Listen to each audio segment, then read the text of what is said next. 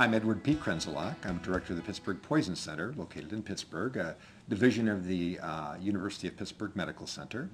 And I'm a professor of pharmacy and pediatrics at the University of Pittsburgh, and also the Gordon J. Vanscoy Endowed Chair in Pharmacy. So I have a lot of different titles at the University of Pittsburgh. What we're discussing when we think about oleander, and we need to put that in sort of a generic term, oleander.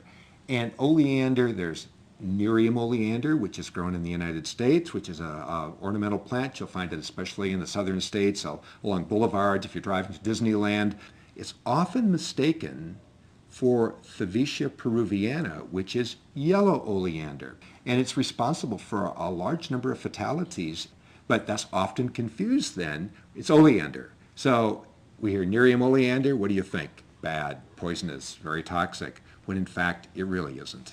One of the very common myths that we hear is about one leaf will kill a child. And I can't think of a single plant, any plant, whether it's Jimson weed or whether it's Nerium or whether it's any other plant that's deemed to be toxic, where one leaf, the ingestion of one leaf will be fatal.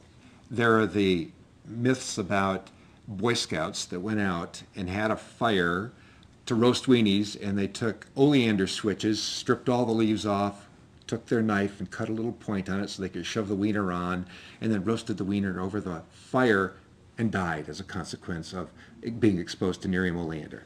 Strictly a myth. If I have one word of advice to people is don't believe everything you read on the internet, especially as it relates to plants, especially as it relates to Nerium Oleander, because much of the information is inaccurate and potentially dangerous. Well, I have a database, and this database represents data from the American Association of Poison Control Centers and involves 668,111 cases, if you can imagine that. It's a very large database.